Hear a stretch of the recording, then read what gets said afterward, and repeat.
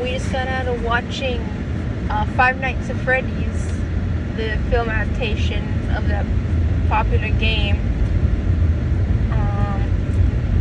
It's a bit late since it's past Halloween, which I don't know about you, but when you watch a horror movie past Halloween, it kind of seems less scary. Like out of October season, right? Right. Did it feel like that? It did. I mean, it has its scary parts, but... I'm not saying it's not like a scary movie, but it doesn't... Yeah, I understand. You know, we kind of did it afterwards. But, well, we did it. Yeah. We got to it eventually. Right. I guess let's summarize what the plot is real quick, and then we can just talk about the general plot points. So the movie, it would basically follow our main character, Mike. He's struggling. You know, he just lost his job. He's like in a custody battle for his younger sister with like his like bitchy aunt. And he has a trauma. Yeah, we'll get to that. Okay. Go. But he's trying to just find another job to provide for him and his younger sister. So he goes to like this career counselor, and he suggests working as a night guard or whatever you call them for this old abandoned place. You know, Freddy's. This old like arcade, kind of like a Chuck E. Cheese type of place. He accepts it, and for anyone who knows the games, the animatronics are not what they seem. At all. And lots of stuff happens. Yes. And shenanigans ensue. But our main character, Mike, it turns out he kind of has a connection to the place because when he was a kid, he also had a younger brother who was kidnapped he was kidnapped. Right. He witnessed it. Right, he witnessed. The kid, his younger brother was kidnapped. They never found him. And that kind of just really traumatized him. And he's followed him to adulthood. And it's something he's never really let go of because he's always trying to remember the face of the guy who kidnapped him to find some closure. And after that happened, all his life completely changed. Yeah, his life changed. They mentioned that the mom died. They don't say of what. And the dad, I guess, left the family? Yes, that's what they mentioned. But it's very in passing. It's right. But yeah, so it's just him and his sister left. His sister's his only immediate family left. And an aunt. Yeah, and an aunt who is established very quickly is terrible. Since the beginning. Yeah. So you don't feel bad when she gets murdered. Spoiler. Who cares? Okay. No one cares about her. Yeah. Anyway. And there's also this other character, Vanessa, who is this woman who is like a police officer or something. Yeah, she's a police officer.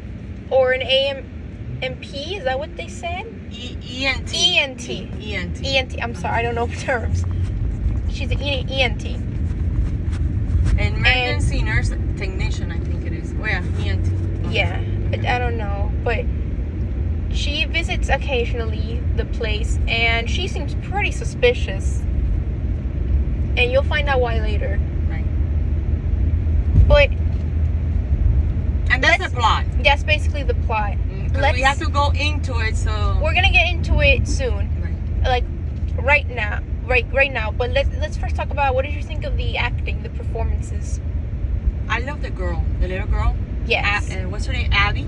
The character's name was Abby. I don't remember what the actress. She's a good actress. I mean... Yes. I love her. What's the guy's name? The actor who plays Mike? Yeah. Josh Hutcherson. Mike! It's okay. You think his performance is okay? You think it's great? I don't know. I'm telling you. I don't know. I think it's okay. The movie is ridiculous, so I don't think you're expecting like Oscar-worthy performance. Yeah, well, that's true too. That guy that played the evil guy, which is the guy who plays the antagonist. Let's not say right now who he is. Well, but the guy Matthew Lillard, I think is how you pronounce it. Yeah, he usually plays those characters because his face. Well, he has an interesting career because he was in Scream. That's why. And then he was like Shaggy for a while in live action. Oh yeah, that's Scooby-Doo. Scooby-Doo. Oh my God, that's true. So this is what he's doing now. Yeah. Okay. I think, to me, of everyone in the movie, I think for how little he's in the movie, he does pretty good. Yeah, he does good, and the girl. Yes, they're the two standouts for you? For me. Okay. What about the lady who played Vanessa? She's good too. That's true too. Because there's a part that she cries, and I almost There's a part where she's like distraught because she's like telling Mike something. Right, that happened in her life, and you know she could cry easily. So like her role, it's okay. Yeah, good. Yeah. Well, there's like a scene where also Josh Hutcherson also kind of cries. You see like a tear. Yeah, he could cry easy. So yeah, everyone does like a pretty good job. with the movie, I mean with the material, with what it is, I mean you can't do much than what they did. They did a good job. Yeah, they did. And what about the main other kid, the blonde kid who like talks for the other? Oh, the one that appears and disappears. Yes. Did you think he was like?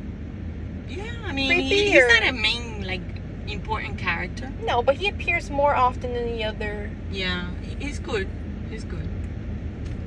I feel like they wanted him to be like a creepy kid, like the creepy child, but he does like these long stares, and I'm like, it's okay. It's alright, but it's not believable because he looks like a good. He's still a child, right? So And he looks good. It's hard to make a child, I guess, terrifying.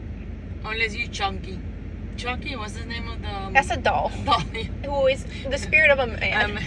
That does not count. Yeah, but he plays like a little kid, right? So that does not count. Oh, yeah, okay. In this instance. All right. But yeah. So, overall, the acting is good. Yeah, what did you think of the animatronics designs? Good. I'm glad you got to that. I think those were the best actors. You thought the robots were the best actors? I don't know. It was good. It wasn't that bad, really, to be... They're real. They made them real. They made them from scratch, so they're actual animatronics. So... like puppets or something. But they behave so good. You know, like you saw the part when the one fell and he goes with the thumb. Yeah, the Bonnie, the rabbit one. Yeah, he goes like that with the thumb. Like they give them like, because like they're actual puppets that you can control with a remote. It gives them like more mannerisms you can do with them. Yeah. Like, you know, the funny thing where like they move their hand, or like they put their hand out. And their eyes. And their eyes like move or blink or whatever. But let me tell you, you could feel like when they're saying yes, no, I like it. I don't know if you... kind of how they feel at a moment, you can tell. Sometimes better than the actors. Like there's a moment, you know, like with the bear, Freddy. Right. He's like looking at someone and you can tell he's mad, and then like after the girl tells him it's okay, he like calmed down, you can tell. Right. Exactly. That's why I'm saying, I mean, they did a good job with that. And they do like little funny things, like there's this one scene where like one of them like winks. Right, but like, I remember that scene. That was cute. Yeah. Or like another one where they're attacking like someone who breaks into the pizzeria. Right. They squint at someone, like you can see them squinting. Right. Like it's really good, the animatronics. So it's a good thing they made them like real, so you can control from a remote. Right. Instead of like making them CGI. Yeah, because they could have done that artificial intelligence. So yeah. No, CGI, like make them like animated on a computer post production. Yeah, no. And I don't think it would have worked as well. No. Because, you know. I think the movie, how they did it, it looked good. I mean, that's why the movie was as needed, you know? Yeah. Let's talk about, I guess, negatives or I guess plot holes. Okay. One plot hole I want to bring up that we can talk about real quick what happened with the younger brother? Like, did he also become a ghost? Or is he just, like, dead? Like, he's not possessing one of the animatronics or anything. I don't think he's possessing one of the... Yeah, because there's, like, 5 kids. Right. Like, they're different from him. But there was only 4 dolls. There's 4... But then there was, like, another Freddy that was, like, more janked up. And that was the 5th kid. But then who's the cupcake? Because the cupcake also seems to be somewhat alive. That's true. I don't know, because, see, that's the problem. There's a lot of holes on the movie. There's kind of a lot of holes with, like, the implied backstory with that you children. don't really know what's going on. Do you agree? Yeah. I thought like the main blonde kid was Freddy, like the main one you see. Mm-hmm. But then like there were like 5 of them, and the 4th one you see with like a hat. So I guess that one was Freddy. No, but I think the main kid was her brother. Samantha. No. No. I'm talking about the blonde one who talks for them. Yeah, that one. That's not the brother. Oh, the brother. See, we even confused if it was. I mean, it wasn't. I could tell you, there's holes in the movie. Yep. So like I don't know if he was a couple. Or maybe it was one of the kids that disappeared. Remember they said that a couple of kids disappeared. Yeah, but they established the 5 kids he talks to in his dreams, because Mike has like these dreams that connect to everything. Like he sees the ghosts of the kids in his dreams. That's the whole thing. But in his dreams, he's visited by the 5 kids, and his brother's never among them. His younger brother's like getting always taken away. So I was like, what happened to the brother then? Is he not a ghost too? You're right. I guess he's just like dead, and he didn't the killer, who we're gonna get to in a minute, didn't stuff his body in one of the animatronics, I guess. No, I guess not. Okay. But is the kid alive? And then where is he hitting? Because we see him at the end. No, the killer said, "I killed your brother." Remember? Yeah. Because. Oh yeah, that's true. But because he paused at the beginning. He paused when he saw his name was Schmidt or whatever it was, and he recognized it. Right. So yeah, right. So I guess he just killed his brother, because I guess he just liked being a child murderer. I don't know. That had nothing to do with the other ghost children. I don't know. Let's go to Let's go to the other plot hole. Uh-huh. The other plot hole. Well, I guess this isn't really a plot hole. It's more like just an opinion. But the main antagonist is kind of underutilized until the very end. Right. Okay, so I guess we should just say who's the main antagonist. It's Matthew Lillard's character, who is the career counselor he sees at the beginning, and later you find out his real name is William Afton. And he also, Vanessa's his daughter. And he used to own the place. And he also owned a pizzeria. Right. But I guess he owned it as like a cover-up to murder kids? I don't know. I think so. But we don't... We don't know. No. Sick character, sick guy. Very sick. Implied to have used his daughter to like lure kids. Mm-hmm. So that's kind of messed up. Not good dad either. Right. Just a messed up guy. And then we know he took his brother. Now I know. Yes, he kidnapped Mike's younger brother. He was the one who kidnapped him. Because when Mike sees in the dream the car, he's always like hooded. Like he's always hooded. But his brother is looking through the rear window of the car with a little plane. With a little toy plane. They always emphasize he had like a plane with him. And then later, Vanessa gives him like a picture of her when she was a kid with like her dad in like a costume, and she has the plane. So I guess he gave her the plane after he murdered a kid, which is really messed up. Like, here, have this as a gift. I murdered a kid. But well, But yeah, and also, does he have 2 jobs now?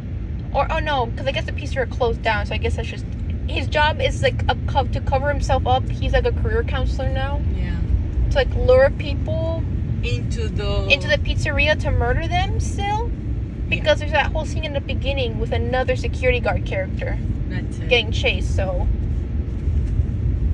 I guess he still does that, but he's not in the movie very much. He appears like 2 times at the very beginning and then again at the very end. And I feel like if he made little appearances more. Like, you heard him call Mike every once in a while to, like, check up on him. like more foreshadowing, like then the reveal would have been more impactful. But he's not in the movie that often. No. I feel like the movie had potential, but it went everywhere with a lot of holes. Yeah. That they don't answer. Yeah. Another hole. How does he control the ghost children? Because Vanessa says they don't remember him killing them, but they do his bidding, I guess. Through electricity. Yeah. Because they say it's electricity, but how?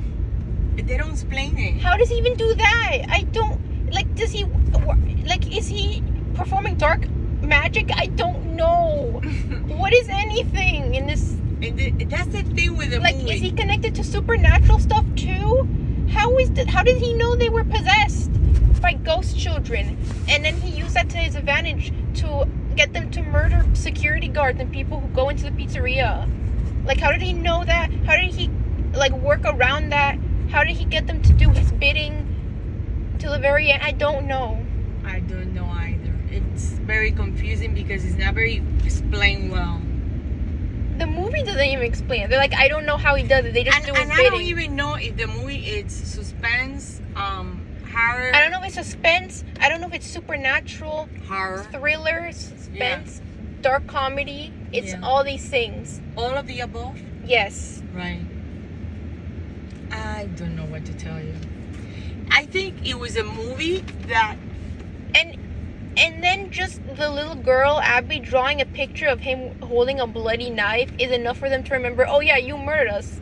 Now we're going to keep you in that Springtrap rabbit suit forever, I guess. Yeah, because you notice, right? Every time something was drawn and in the picture, it kind of It was like her predicting it, or she saw in a vision, or came... Because originally you see the rabbit, which is the man, the antagonist, with all the... kids. Yeah. And then she draws a picture of him killing them, and they remember. And I don't know what happens to... I guess he's stuck in the costume now, and he's just bleeding to death, but and they keep him... I'll be back. And they keep him in I'll return. I always come back. Right, I always come back. And they keep him in the back storage room, so I don't know what happens to him. I don't know if that's, opening for a sequel. I think so. Probably, but, Probably will. Also, what was the thing with the sister? Was she having visions too? Like psychic vision? Because of her drawing. Yeah, I know. She used to say to him, "Those are my friends." So was she seeing the ghosts? I mean, they established she could see them, but was she having visions before then? What was going on there too? That was I don't know. Once again, they don't explain it. No, they don't explain it, but we know she's having visions and she makes the drawings. Yes. Right. So, I don't know. The movie, it's not bad. You could see. It's not a bad movie. It's just it knows what it is. It's an adaptation of a popular online games franchise. With a very simple concept. Just you're in a pizzeria, you're stuck, you gotta survive to a certain point without getting caught by these machines. That's it. That's the whole premise. There's no real deep plot. No. And they're making a movie that needs to have a deep plot. You know? But I mean, it wasn't bad. It was an enjoyable movie. It was. To my surprise, despite its flaws, it was enjoyable. To my surprise, it was enjoyable. To tell you the truth, the characters were likable. Yes. The acting was fine. I think the acting is what helped it. I think so too. The animatronics, the way they did them, also helped it. It was cool. Yeah. It's just that the story kind of fell flat. Yes. With what? I agree. But yeah, is that everything we wanted to say? I agree. I mean, it wasn't bad. The story just, like you said, fell flat. Yeah. But is that everything? I think so. Okay, let's start rating. I'm gonna give this a 6 out of 10. So middle of the road. I'm gonna go. I liked it, but I'm gonna go with a 5. You're gonna give it a 5? Yeah, right. Okay. In the middle. So we're a 5 out of 10 and a 6 out of 10. Right. Okay. Well, that's been our review of Five Nights at Freddy's. do follow us in the following weeks, because in November there's a lot of movies coming out. Lots of movies coming out. Yeah, so we'll be reviewing them. Yeah. If you saw the movie, tell us what you thought down in the comments below. Like and subscribe. And this has been... and we have a surprise for you guys, but we're not gonna do or say anything right now. But we'll mention it in the coming weeks. No, okay. All right. Okay. Hope you enjoyed. This has been just some fangirl. We are out.